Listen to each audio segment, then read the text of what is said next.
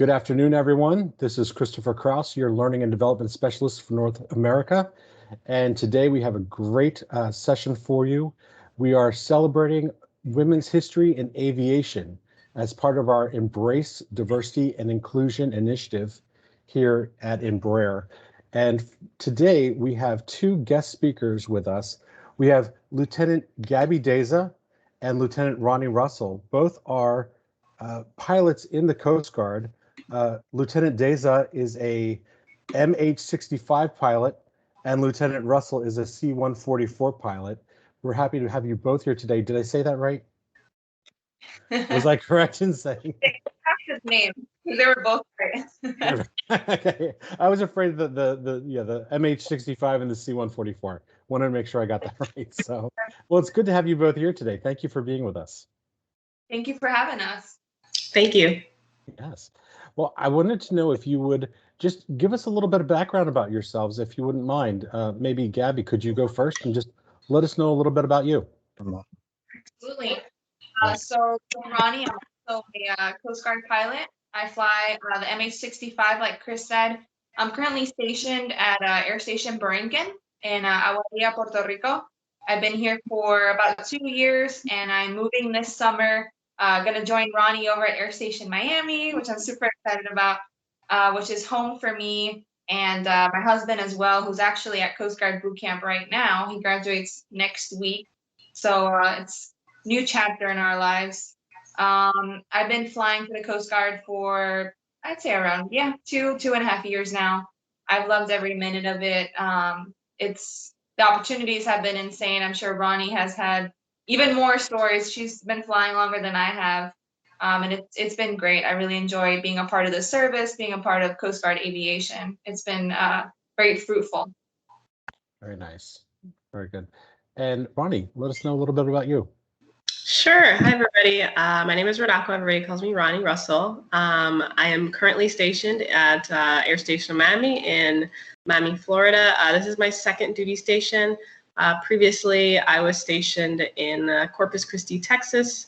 I fly the HC-144. I've been flying for about 6 years with the Coast Guard, and I'm originally from St. Thomas, Virgin Islands. Oh, nice. Very good. So what was it that, and you can both answer separately or together, what was it about being a pilot that got you interested in this field of work? You go first, Ronnie, if you'd like. Sure. So I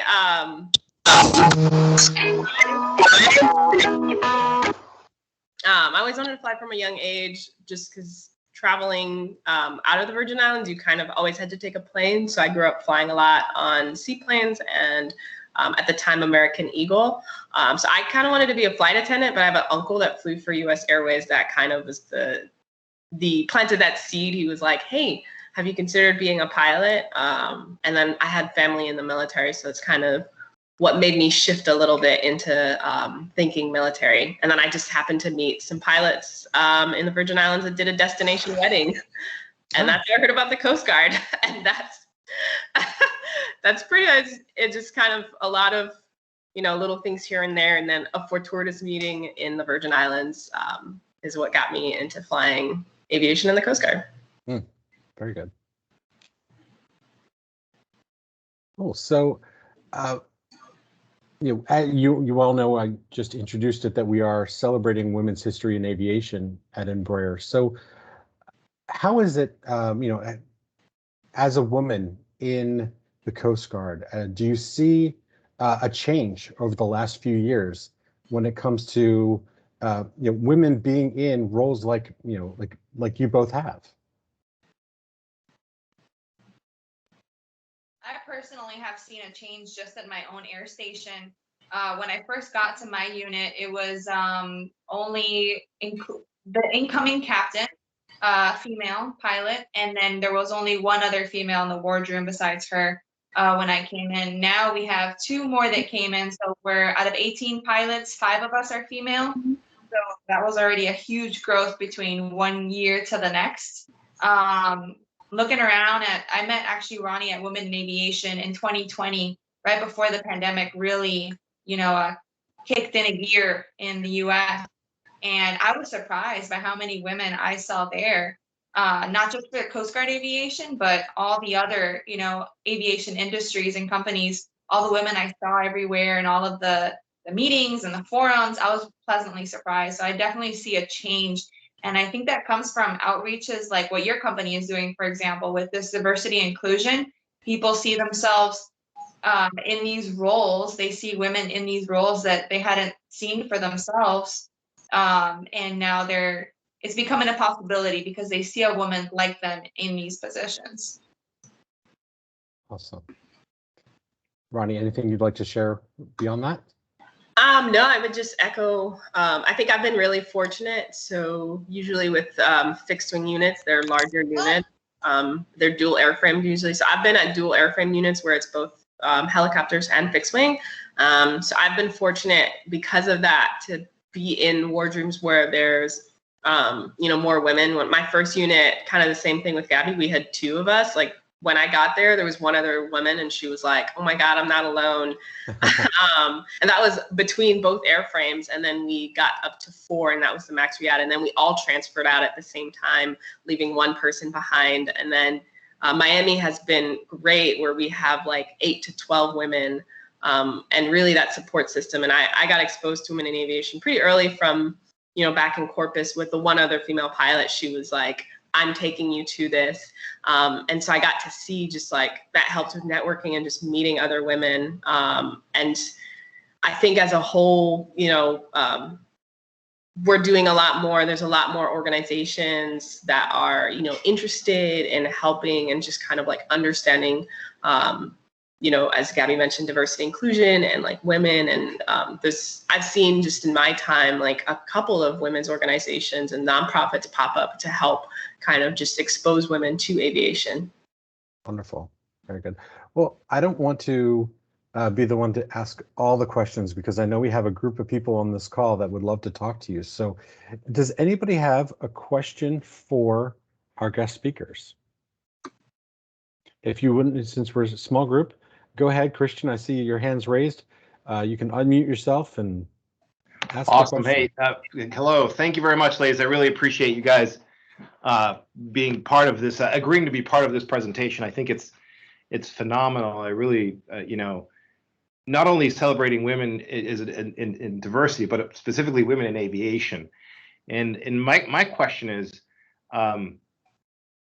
do you think we're there, or I don't think we're there, but how much more do we have to go for there to be, where we can say, hey, we're celebrating diversity, but it's not a focal issue when it comes to women in aviation?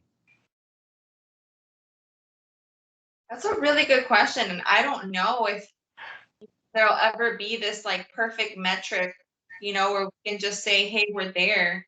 I think it'll just become when it's almost invisible, if that makes sense. Like we're choosing people based off their achievements and their capabilities instead of, having to fight to level the playing ground, which, we're doing much better now, like as Ronnie's mentioned at her unit and at my unit and just aviation in general, right?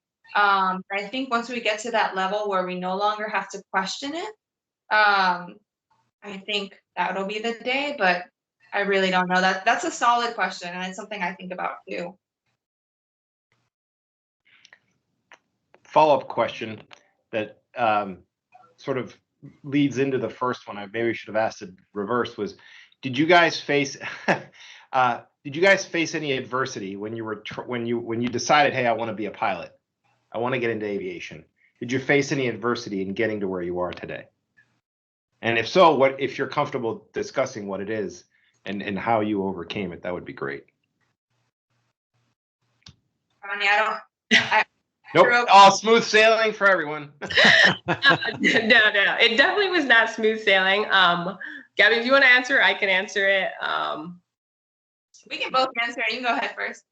Yeah, I definitely struggled through flight school initially. I would say there's very few people I've come across that went through naval flight school that was like, oh, it was a breeze. props to them. That was not me. I definitely had to kind of fight my way. So like I went to the Service Academy, and then I applied, and I wasn't the top of my class. And usually flight school, we went to the top of people at the top of the class, or people or whatnot, or that was the assumption. But there was a group of us that did really well in our interviews, and just kind of, I guess they saw something in us that they picked us. So that definitely pissed off some people. And then I got to flight school, and academics has always been like one of the easier things for me. So I didn't struggle through that. But what I did struggle through was the first phase of flying, which is called primary. And me and Gabby went through Naval Flight School. And that was definitely, for me, my issue was confidence. I just always felt like, I guess they call it imposter syndrome, because I'd had these people that were, reminding me like, hey,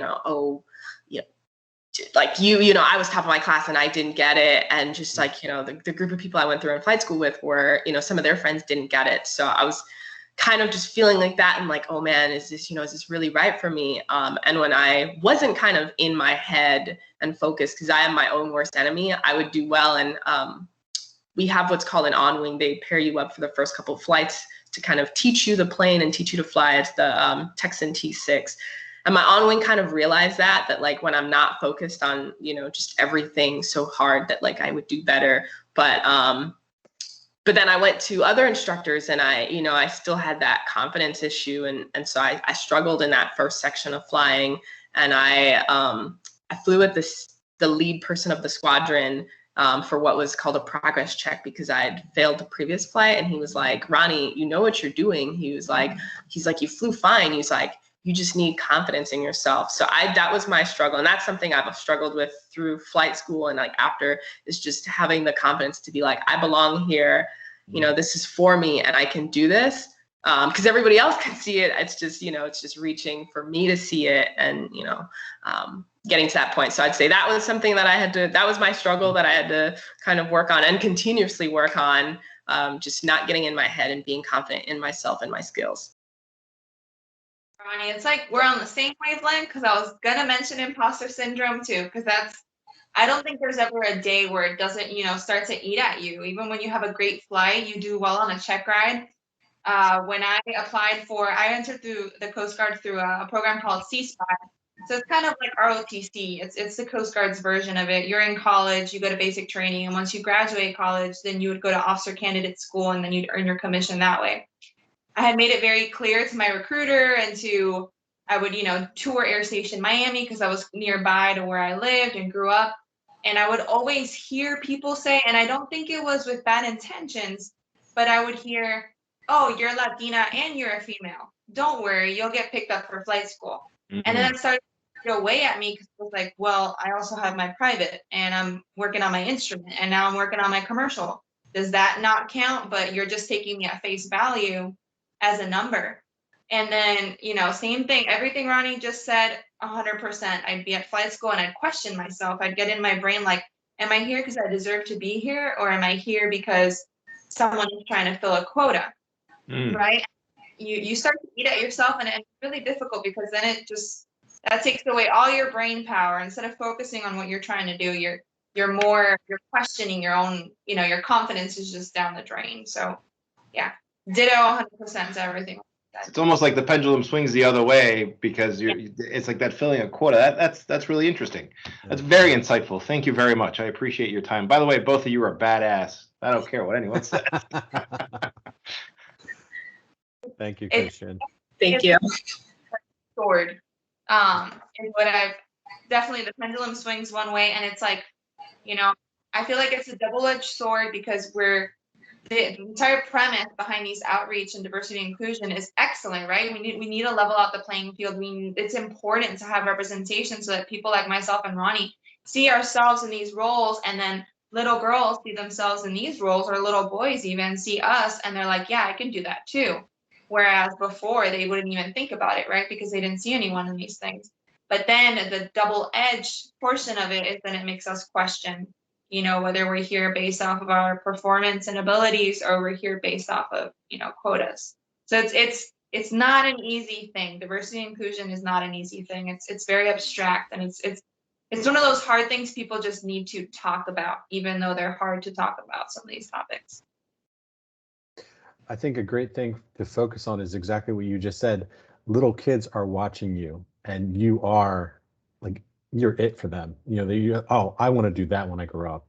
And doesn't matter, background, whatever, you are, awesome. And so that's pretty cool. That's really cool. Gayla, I see that your hand is up. Yes, ladies, I'm really grateful that you're giving us this time, and you are role models even to me, who's had a career for 20 years in aviation. I just think it's exciting to see women stepping in, and we're showing that we are just as capable, and sometimes more capable, in my opinion. But my question, as I started in the industry 23 years ago with on a technical and maintenance side of the business in commercial aviation, all men, women would be secretaries, right? Mostly, or flight attendants, and the challenge I faced, and I hope it's changed now, was getting along with the guys. And I had to a lot of times change who my person was back then to fit in with the guys. And sometimes I had to fight, like really be aggressive with the guys. And I'm hoping that pilots are a little more professional, right? But you also have military background. So I'm trying to ask, without being chauvinist in myself, right? Because I'm not that way. I think people are equal. But have you faced that, or did you face that kind of having to change yourself to bring on more masculine traits? They wouldn't accept your feminine traits. Is this making sense, my question? It's definitely making sense. I've been really blessed, honestly, where at my unit, the men tend to fight for me more than I fight for myself sometimes. There will be moments where something that in their eyes was maybe unfair, and they were able to realize, oh, maybe it is because that you're a female that this kind of unfair thing happened, whereas I didn't see it. And I've been really lucky to be around, my peers in the military that tend to fight for everyone, have that fair chance, whether you're male, female, whatever your rank is. They tend to step in and be pretty vocal when they feel like something's been unfair. So I haven't had to change. Luckily, myself, or like try and be more like one of the guys. I feel like we're in a time where you just let your performance do the talking for you, and you don't have to change who you are or anything, or talk differently just to try and fit in, if that makes sense. That's exciting. So that means, because I have a young adult child, it means that this generation of parents is doing a good job of not identifying children as gender roles and they're more accepting of each other. I like to hear that. That means more variety of people will come in, which adds a lot to our dynamics, right? As a team, as a world, in aviation, to have others. I like that. I'm glad to hear that. It sounds like you have, and Embraer has evolved. I don't have that same as I did 20 years ago. It's a lot better today than it was. But there's still that sometimes. So I'm glad. Thank you. And I think just to follow up on that, Gayla, one thing you pointed out was, the Coast Guard had, and the military in general, and organizations as a whole did have that struggle. Can everybody hear me? Sorry, I'm not sure if people. Yes. Okay. Sorry, it has like a little black thing if you like are typing, and I was like, I don't see it. I don't know if anyone can hear me.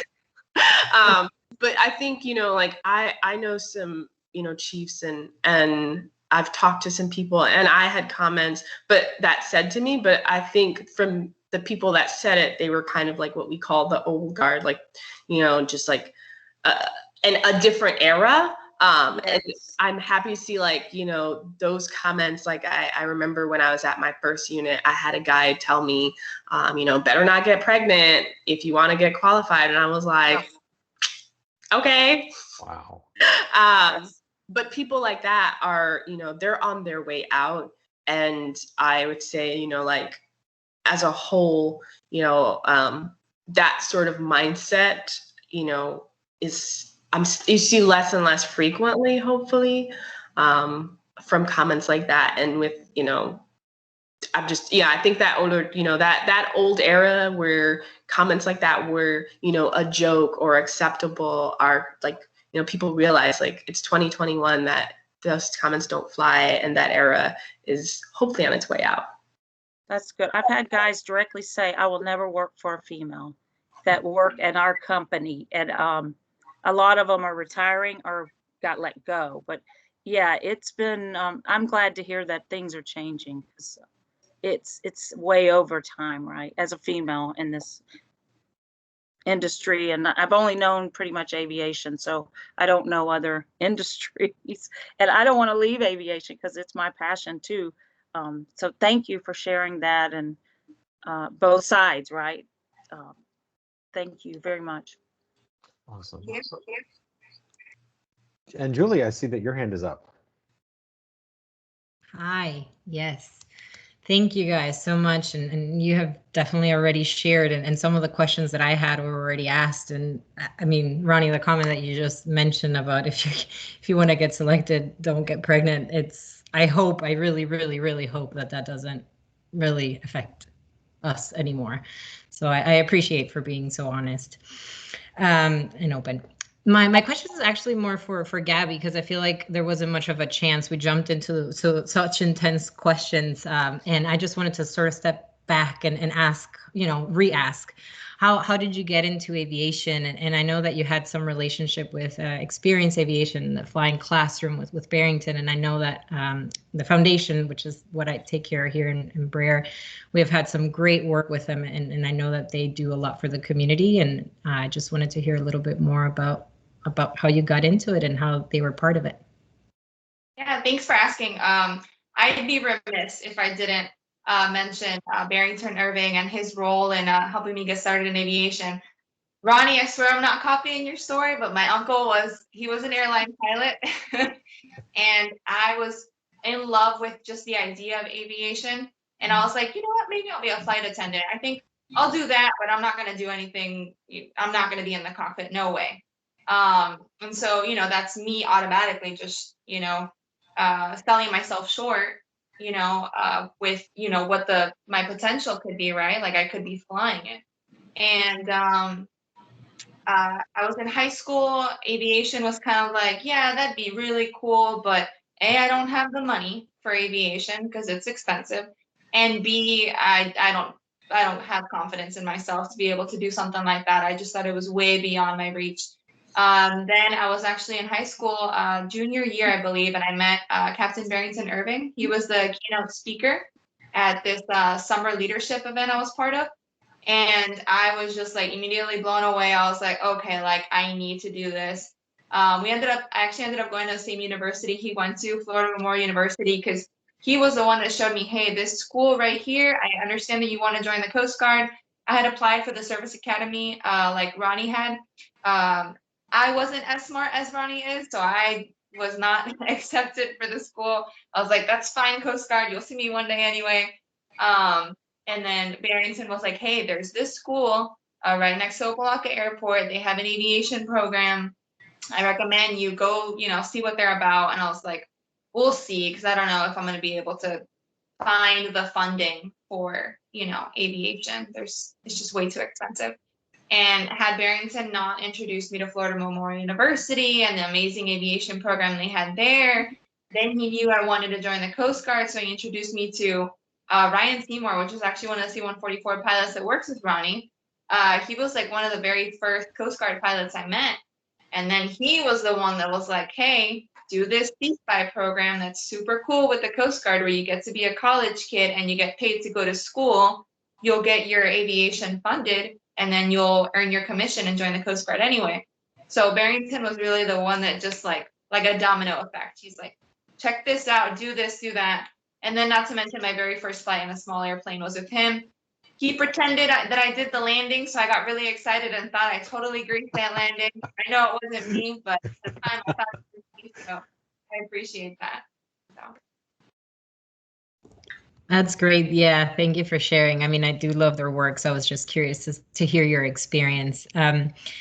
One of the things that the foundation does is obviously talk to a lot of youth and sort of try to inspire them as well into aviation and try to connect them with people organizations such as Barrington's. But I wanted to see if you had any, and this is for both of you, any tips or suggestions or things that I could say to young, both girls and boys, right, to join the aviation, or things that might sort of spark that interest. You can go first, Ronnie. Oh man. I love how you both look at each other. For more inspiration, right? Like, So the question was like what to say to like get people involved in aviation, or if they have yeah, questions. because we have, for example, we have a lot of kids that come visit us and spend sort of a day at Embraer, and they get to know a little bit. And I even had one young girl like just completely in shock. Like, this was with a charter school of kids that have gone through some form of trouble, right? So the legal system, and this is a school that is trying to sort of find them just pathways to find meaning in life. And we actually changed this girl's life, and she was just in awe that she could be a flight attendant. She was just in awe that, that there's all these job opportunities that she had no idea. So it was really nice to see. So I always try to find other either suggestions or tips or schools or videos or anything that you might know of that we could share with youth to continue that inspiration. I'd say, yeah. So let's try and make this succinct as possible, right? So two-part answer. The first one, exposure. I'd say that, like you said, like so I'm involved with or OBAP, Organization of Black Aerospace Professionals, Sisters of the Skies, and Women Aviation, and the 99s. And like one of the things we do a lot of different volunteering events is just kids that don't know, that they just don't see it, right? And so like I go back to the Virgin Islands and we do a summer program there, and the biggest thing I see is kids don't see it, and then the second part is they don't think they can do it. Because it just seems so unreachable. And I had a moment like that. Like I didn't come from a family with a ton of money, and that's why I went the military route, because I was in Civil Air Patrol and I did a discovery flight, and I was like, yo, this is what I want to do. My uncle's right.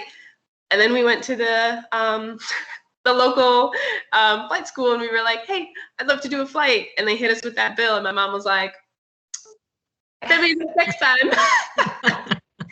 So, and that's the thing that usually, like, once they're exposed, then they're like, well, how do I even do this? Like, I don't even know anybody that looks like me. I can't even afford this. I'd say nowadays, kids and in general are really fortunate because people have seen that like, hey, there is this issue. And so now we're making moves. Whereas like when I was a kid, and probably Gabby and like everybody else, there wasn't that many options, like scholarships. The internet was still dial up. Like, whereas now, like, you can just go on your phone and Google search, and there's so many organizations that have programs and scholarships. And it's just, I'd say the first thing is like, if you come across a kid that's like, oh man, I want to do this, but I don't know. It's just be like, you can do this. You just have, it sounds corny, but it's like the Nike slogan, just do it. And then Google is your best friend. If you Google pilot organizations, there's so many different programs, especially for kids programs.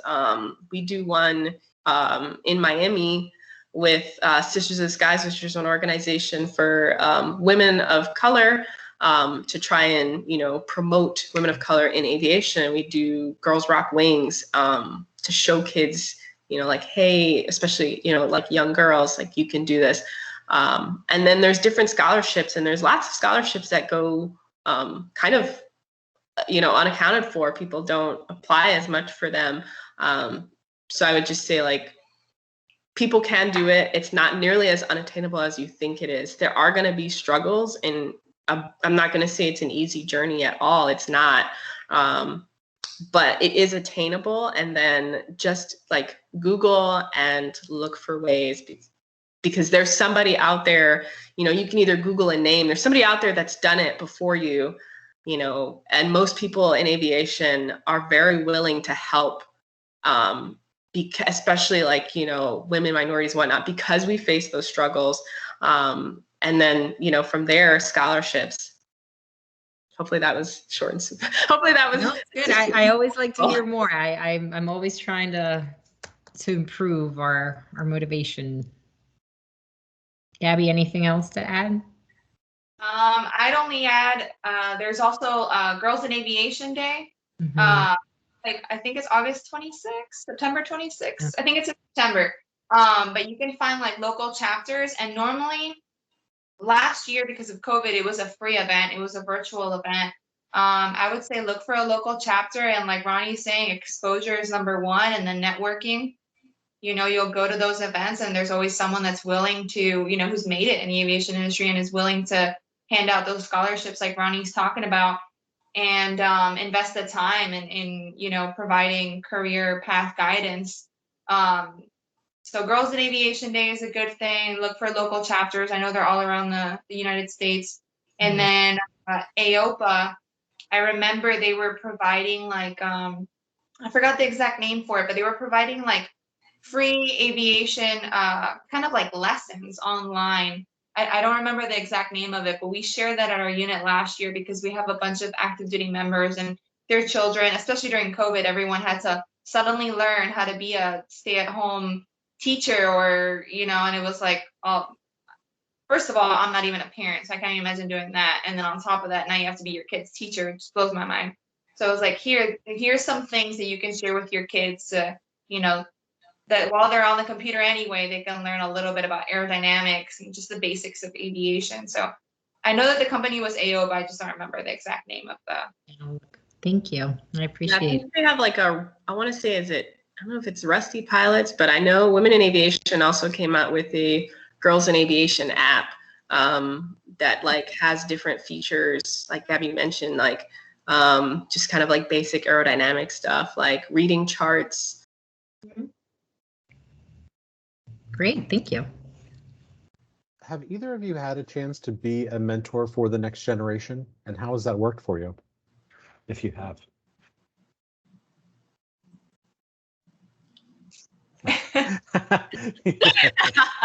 Gabby, I'll just wonder if you want to go first. Okay. Let's see, the younger generation. Yeah, I've talked to some teens, but mostly they've been like high school into going into college. And it's funny because I see them and I talk to them and I hear what their worries are and their concerns, and it's just like talking to myself, at that age where like, I don't have money for aviation. I don't know if I can do it. I don't know. It's too hard. You have to be really, really good at math. I want everyone to know I am not very good at math, and I'm still doing this. And it's just like what I tell people, and I'm not doing it to sell myself short. I tell them, hey, if I can do it, anyone can do it. So why not you? Like, why can't it be you? Why do you think that the person next to you is more worthy or has more potential than you do? It's just studying. It's and if you're studying something that you have an interest in, then you're never working. When you're doing something that you're passionate about. So that's been like the main concern.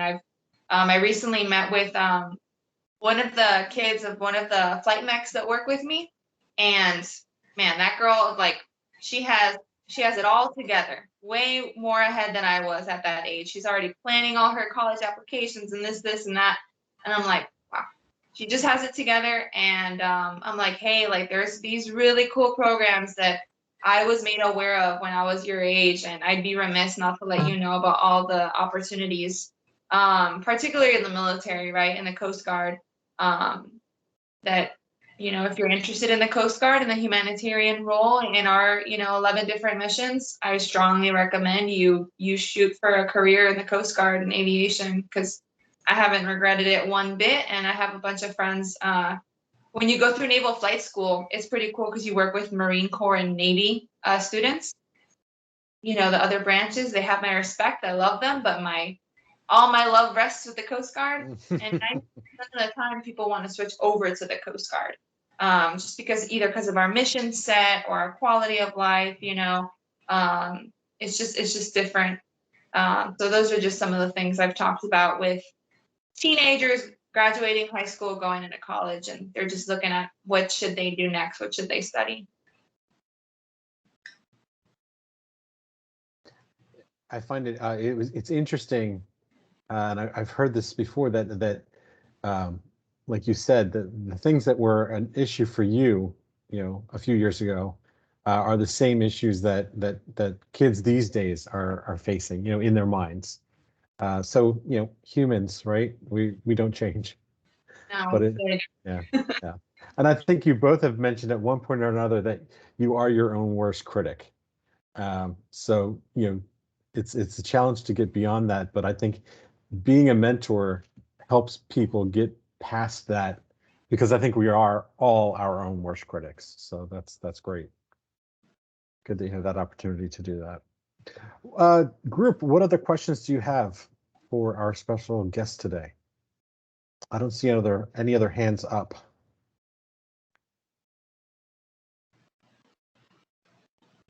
Hello. Hey, Anna. Thank you so much for being here and talking to us.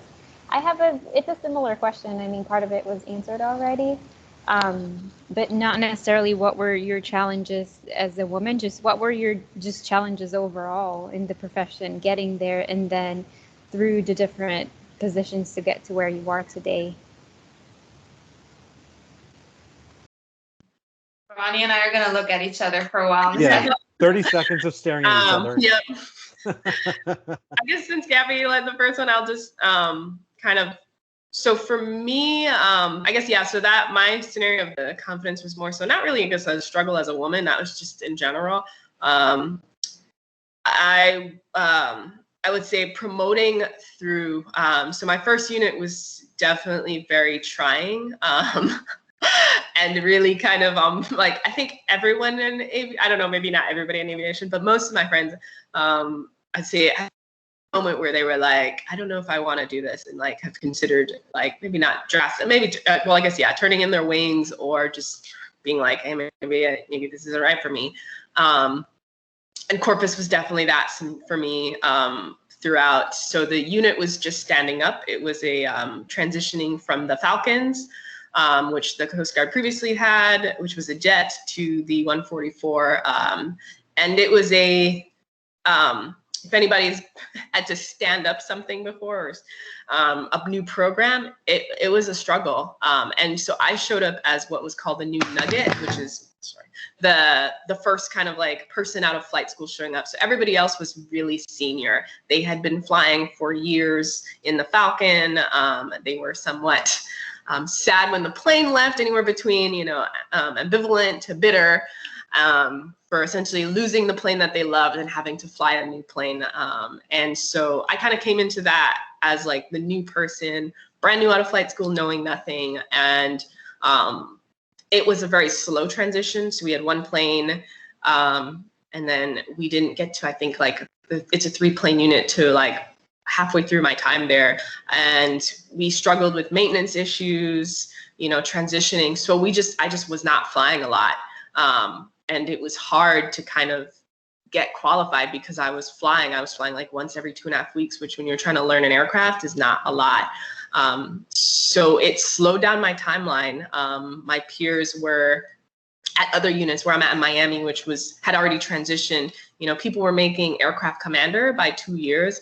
It took me about 3 because of just, not flying a lot and just really trying, like my timeline was just really slowed, and dealing with a new unit trying to find itself, which had a lot of struggles and issues. It kind of showed me, kind of gave me a peek behind the curtain of things that maybe I didn't at the time want to know. I didn't think I needed to know, but I got to learn. But yeah, I think it was trying for anybody, but as a new pilot, it was kind of hard to just kind of go through a unit standing up as the new person trying to learn the aircraft and the Coast Guard and everything else. Very good. Thank you. Who else has a question for the group? I I can also answer Anna's question if you guys would like. Please. So this is my first unit, right? And believe it or not, my issue is that this unit has really great weather all the time, which is a weird complaint. But just because of the fact that we have really good weather here, personally, and I think, you know, it's for all of our pilots, we struggle with instruments, right? With instrument conditions, with IFR stuff, because it's for the most we're simulating it, or we're filing and we're practicing it, but we're never in the cloud, so we never have to deal with these things. And not that that should make us complacent, but it did lead to some difficulties for me at this unit. It's my first unit, so my job is to learn how to fly this aircraft and then get proficient with it and then continue with the upgrades, right? I'm in a weird phase where I'm transitioning, or the aircraft is transitioning. Sorry, the unit is transitioning aircraft from the 65 to the 60. So I'm not meeting, like Ronnie was mentioning, these timelines that we have in the Coast Guard. This unit is, since it's outside of the continental US, it's a 3-year unit. Most people go to their first tour unit and they have 4 years to advance through, you know, co-pilot to first pilot to aircraft commander. So my tour got shortened by a year, so I'll only be here 2 years by the time I move. I could have made aircraft commander in that time, but it was decided, which I think was a very smart move, just for lack of experience, to not make me aircraft commander leaving here, which is a decision I truly agree with, because I don't want to get that, you know, that stamp that, hey, I can serve as an aircraft commander, and then I move to my next unit, I'm expected to be this experienced pilot, and I don't have the experience to back it up, which could put myself and the crew in, you know, potentially, you know, in the hurt locker. So this unit has been a godsend to me. It's been an amazing command, amazing wardroom I've had to work with. I did have some issues, like I said, since it's such a great weather unit. I struggled with instrument stuff. So I was in the middle of an upgrade for first pilot, where basically kind of like a mini aircraft commander. You can be piloting command, but you can't carry passengers, and there's all these restrictions that come with it, but it's just one more level, you know, in the rung, one more rung in the ladder. And I was on my very last check ride for that upgrade, and I failed it. It was the instrument check ride, and my world came, you know, crashing down because the instructors were surprised because I had been progressing really well. I was surprised because it was my very last one. So in my eyes, I already had it in the bag. And what was devastating about it, it required lots of, you know, self-reflection and maturity on my part, that, you know, I'm really thankful that my wardroom, you know, came to my side and they were like, hey, don't even sweat it. You'll build it back up. It led to, basically, you shall not pass go, you shall not collect $200, because I was upgrading to the next, you know, step, which was first pilot. But that failure led to me, now I'm not even a co-pilot. I just have my wings. It's like I'm fresh from flight school all over again. So it literally brought me all the way back. So that was, you know, it hurt, because it was like, I can't even fly at my unit right now until I go back to this one school for a week. I redo that check ride. I prove that I can do it. And then I did that, and I was able to come back to my unit and then redo that check ride. And then I was able to not only regain the, I guess, designation that I had before, but also gain the new upgrade that I was trying to get in the first place. So that was tough on me last year. But I'm really thankful. The command in my wardroom was very, you know, they rallied again, you know, next to me, and they're like, hey, you'll be fine. It's just a minor setback. You'll learn a lot from it, and then you'll come right back even more. You know, you learn from your mistakes. So I thought it was a good lesson for me. So yeah, that was my challenge. Thank you for sharing. Very good. Thank you. What other questions do we have?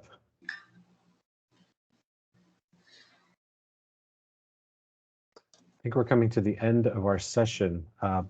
If we were in face-to-face space right now, I would ask you all to, let's do a selfie. Big photo, but since we're not, I was wondering if anybody that can, go ahead. Yeah, there you go, Zen, you got it. I'm ready. Open up your cameras, everyone, and and get ready for the virtual selfie, the pandemic selfie. So let's see here. I think we're getting everybody. Oh, there's Cynthia. Hey, Cynthia. All right. And Cynthia Patikas. Hey, Cynthia Patikas. Hey guys, hi. Hi. All right. Gayla or Inez, are you able to open up your cameras? Daniel? No worries. Okay, everybody. Smile on 3, 2, 1. All right, I think I got it. Let me just double check. But as I'm doing that, I just want to thank you all very much for being here today and participating in this session. We are really excited to keep this going. We would love to have you all back to continue conversations. But thank you for your time today, and on participants, thank you all for being here and being a part of this. We're excited to keep this up and going. And with that, though, everybody have a wonderful weekend, and we'll talk to you soon. Thank you. Have a Thanks, great weekend. everyone. Bye. Thank you so Badass. much. Thank you. Oh, yes, yes. Role models for sure. Thank you.